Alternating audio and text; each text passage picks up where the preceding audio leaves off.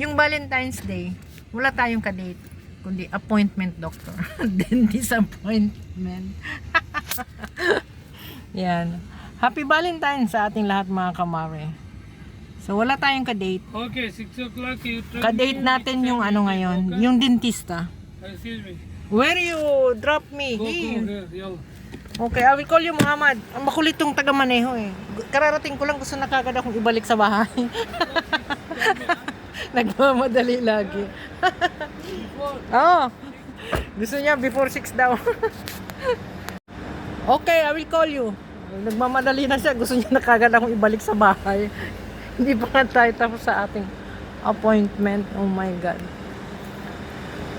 Hi na mga kamare, Valentine's Day. Pero ano tayo ngayon? Dentista Day tayo, hindi Valentine's Day. May appointment tayo sa dentista natin. Yan. Sana hindi tayo magantay matagal. Kasi nung last time na punta ko rito is ang haba ng pila. Oh my God. Pero Pilipino ano siya? Filipino dentist siya. So tingnan natin. Pasukin natin. Ayan o, Manila Medical. So, parang nasa Manila rin tayo. Kasi ang pangalan niya Manila. Yan, tingnan natin. Sana hindi pila. Naku, may pila ata. Ayan na kamare. Tapos na yung dentist natin. So, good smile ulit tayo. Lagi na lang na nakangiti kasi tapos na naman yung dentist niya. Mabilis lang yung gawa niya. Hindi available yung Filipino dentist. So, Indian dentist ang gumawa sa atin. Okay naman. Magaan yung kamay niya. Karinawa, hindi sumakit yung pinastahan niya. So, kaya talaga kailangan natin alagaan, ingatan ng ngipin natin pag mga bata pa tayo. Ayan, nakalabas na tayo mga kamare. Tapos na yung dentist appointment natin. Gala ng konti si Inday. O, diba? Ganun lang naman yun eh. Gala ng konting oras pag may time. Ganun lang yan mga kamare. Since na Valentine's Day, so, gala moment tayo ng konting oras. So, gala muna tayo ng konting oras kasi maaga pa. And then, at the same time, sabi nung dentista, huwag daw kumain ng 2 oras. So, no chance tayong kumain. Ngayon, so gagawa na lang tayo ng para malibang tayo. Lakad-lakad. Lakad-lakad ulit tayo sa Kabihasnan. Nakababa tayo sa ano. Kasi malayo tayo sa sentro na. So, enjoy natin ng konting oras tong sentro. Nasa sentro tayo. Valentine's Day, parang konti ang ano ngayon ah. Walang masyadong date ang mga tao ngayon ah. Baka mamayang gabi yung mga may dinner date kasi anong oras pa lang, 4:00 ng hapon. Tatawid tayo, mag 5:00 pa lang.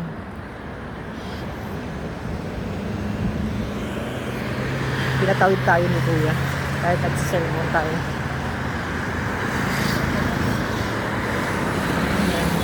Iba-ibang lahi sasalubong.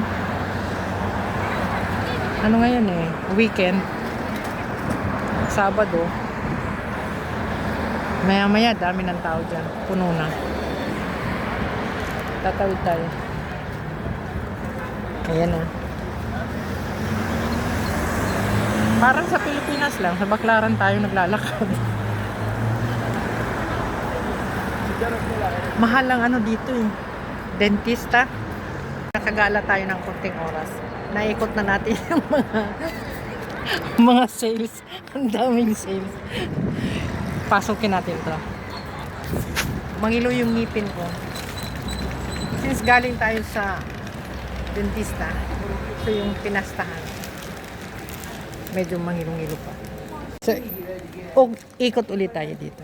Kasi mayroon siyang mga sales. Doon lang tayo hahabol sa mga sales kamare. Kasi magastos yung dentist natin ngayon. So, Kuya, para makatipid tayo, doon tayo sa sale. Dito tayo sa Red Tag. Ikot lang tayo muna. Malapit na ang Eid. Ramadan na sa Huwebes o Biyernes. So naglalabasan ng mga sales ngayon. Kasi Ramadan. Pag Ramadan, marami talagang mga sales sila. So ikot lang muna tayo, kamare.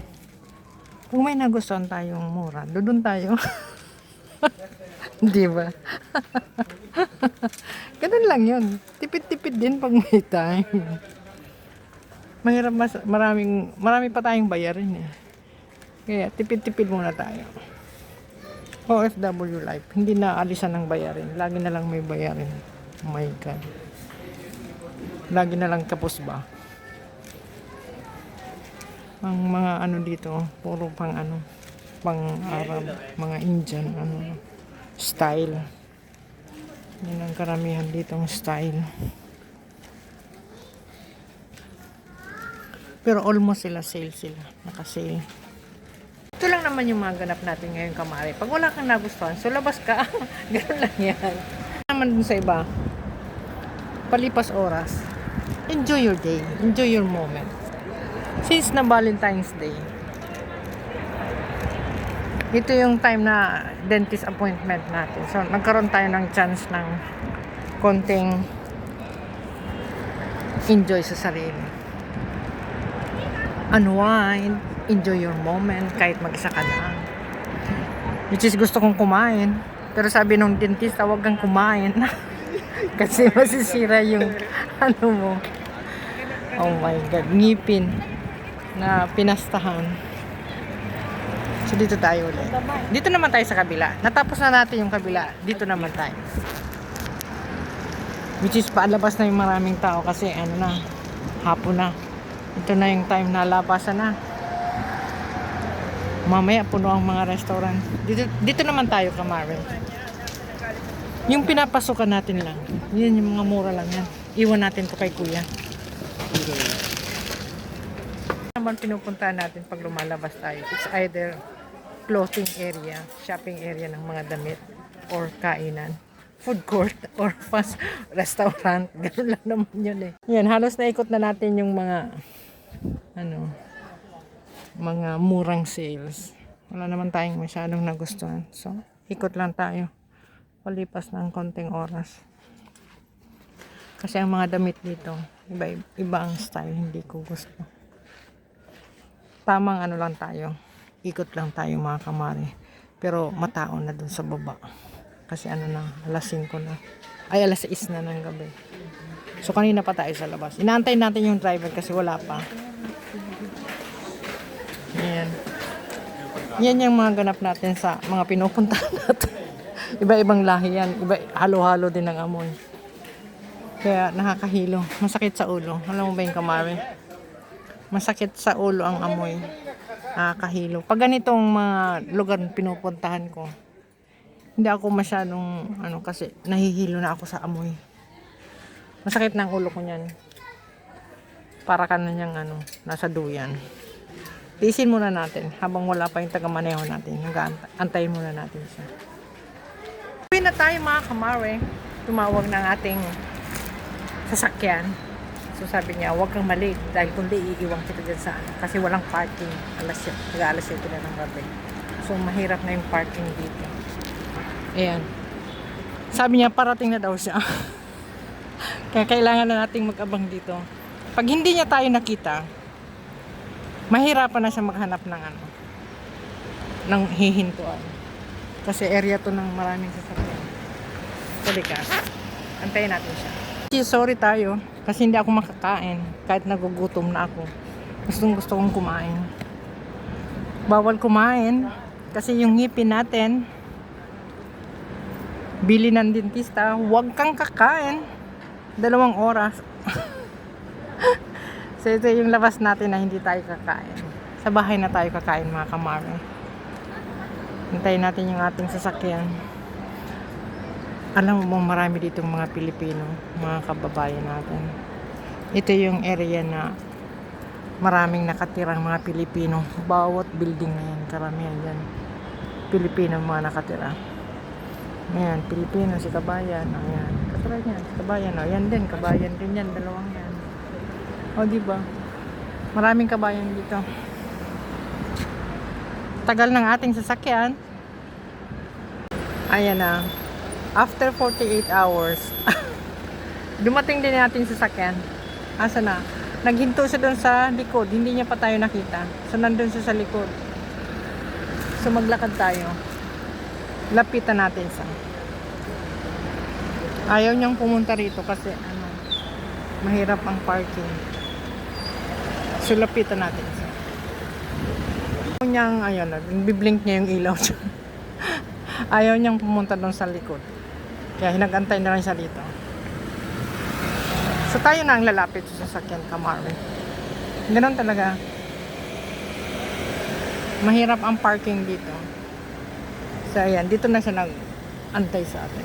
Uwi na tayo mga Kamari. Ano naman ang ating gala? Ayan. Dentist appointment. Thank you, Lord. I give samosa. What? Samosa. No, my teeth I cannot eat. You don't eat me. 2 hours. No, you are not allowed to eat. If I will not eat, you should not eat also. Harami wahda. Yani only you will eat, no? Gusto niyang kumain ng sambusa. Sabi ko, hindi ako pwedeng kumain. Kasi yung ngipin ko nga, sabi niya, siya lang daw kakain. Sabi ko, no. No, it's unfair. Yalla, go. It's unfair. Next time, if I eat, you will eat also. When you eat, you did Ayan na, Kamari. Nasa bahay na tayo. Thank you, Lord. Walang ilaw ang garahe natin. Wala si Bossing. Wait, Muhammad. Baba tayo. Yeah. Thank you. Oh my God. Thank you, Lord. Bahay na tayo, mga Kamari. Walang ilaw ang garahe nila. Ba't hindi nila inilawan? Walang ilaw. So, ilawan natin. Yan, nilawan na natin.